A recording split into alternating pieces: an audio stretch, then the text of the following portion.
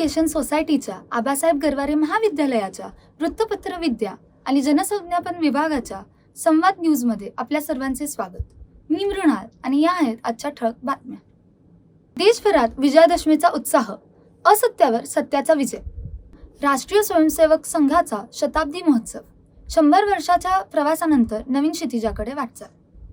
महागाईवर सरकारचा मोठा निर्णय, जीएसटी मध्ये मोठे बदल.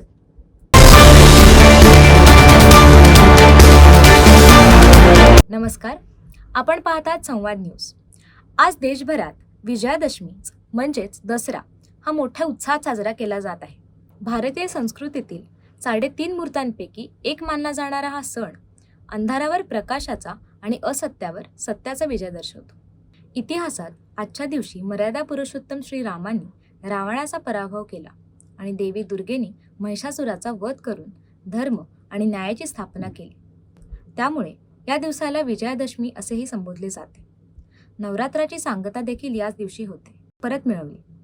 या पार्श्वभूमीवर शस्त्रपूजा करण्याची परंपरा प्रचलित आहे. तसेच या दिवशी आपट्याची पानं सोनं समजून एकामेकांना वाटली जातात. ज्ञान आणि बुद्धीची देवता सरस्वतीचे पूजन करून विद्यार्थी आपापल्या शैक्षणिक यशासाठी प्रार्थना करतात. आधीच्या काळी राजे महाराजे या शुभमुहूर्ताचा उपयोग युद्धासाठी निघून शत्रूवर विजय मिळवण्यासाठी करीत. राज्याच्या सीमा वाढवण्यासाठी या परंपरेला सीमोल्लंघन असे म्हणले जाते. आजच्या काळात लोक सोने, चांदी, वाहनं आणि विविध वस्तू खरेदी करून या सणाचा आनंद घेतात. बाजारपेठांमध्ये खरेदीचा उत्साह ओसांडून वाहताना दिसतो. तर असा हा विजयादशमीचा सण जो प्रत्येकाच्या आयुष्यात सकारात्मकता आणि नव्या उमेदीचा संदेश देतो. आपल्या सर्वांना संवाद न्यूजतर्फे विजयादशमीच्या हार्दिक शुभेच्छा.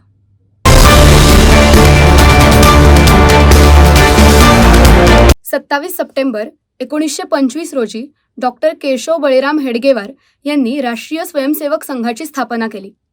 संघाला 100 वर्ष पूर्ण होत असून याच संदर्भात आमच्या प्रतिनिधीने राष्ट्रीय स्वयंसेवक संघाचे स्वयंसेवक श्री विनायक खाडे यांची मुलाखत घेतली आहे. राष्ट्रीय स्वयंसेवक संघाची स्थापना 1925 साली झाली. त्यावेळेला आपल्याला कल्पना आहे की ब्रिटिशांची राजवट होती. त्या काळामध्ये हिंदू जीवन पद्धती याचा अवलंब करताना हिंदू समाज हा वेगवेगळ्या जातीपंथांमध्ये विखुरलेला होता आणि हिंदू समाजाचं संघटन करणं हा मुख्य उद्देश डॉक्टरांचा होता आणि त्या उद्देशाच्या दृष्टीनं संघाचं काम हे 100 वर्षाच्या वाटचालीमध्ये चालू होतं. त्यामध्ये प्रामुख्यानं हिंदुत्व हेच राष्ट्रीयत्व ह्या एका उद्देशाला धरून समाजामध्ये विविध क्षेत्रांमध्ये संघानं कामकाज केलेलं आहे आणि आज आपण सर्वदूर समाजामध्ये पाहतो की समाजामध्ये हिंदुत्व हेच राष्ट्रीयत्व हा विषय समाजाने अंगीकृत केलेला आहे आणि त्याच्यानुसारच डॉक्टरांच्या उद्देशाच्या दृष्टीनं 100 वर्ष संघानं वाटचाल पूर्ण केलेली आहे.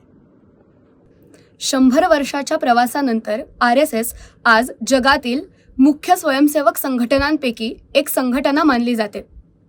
या शताब्दी वर्षानिमित्त RSSने आपला मुख्य मंत्र पुन्हा एकदा अधोरेखित केला आहे, समाजासाठी कार्य.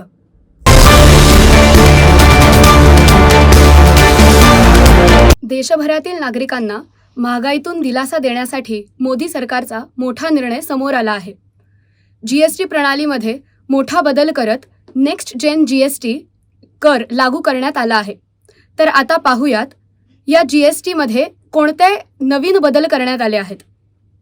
या नवीन बदलांनुसार जीएसटीचे पूर्वी 4 स्लॅब होते, 5%, 12%, 18% व 28%.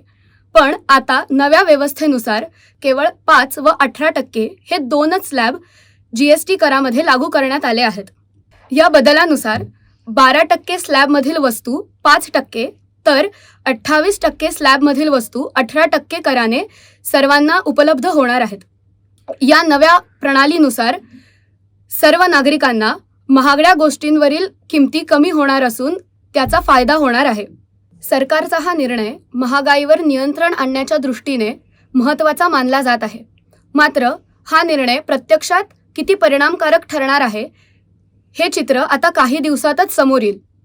या संदर्भात आमच्या प्रतिनिधींनी सर्वसामान्य नागरिकांशी संवाद साधला आहे. चांगलं आहे याच्यामध्ये एक तर पहिला मुद्दा की गव्हर्नमेंटनी पेपर जो 12% होता तो 18% घेतला आहे आणि बाकी जे स्कूल स्टेशनरी जी आहे notebooks, pencil, rubber, sharpener, eraser आणि क्रेयॉन्स हे सगळं गव्हर्नमेंटनी 0% केलेलं आहे आणि बाकी जी स्टेशनरी आहे ती 5% आणि 18% केलेली आहे. व्यवसायावर तसं काय एवढं खास हे नाही, फक्त जीएसटी कमी झाल्यामुळे एंड कस्टमरला त्याचं बेनिफिट मिळेल. तर बरेच प्रॉडक्ट जे 18% होते ते 5% झाले, 12% स्लॅबच बंद झाल्यामुळे 12चे 5 झाले. म्हणजे एवढा डिफरन्स जो आहे तो कस्टमरला बेनिफिट मिळणार त्याचा आणि आम्हाला त्याचा सेट ऑफ मिळणार जे डिफरन्स आहे. बस एवढं.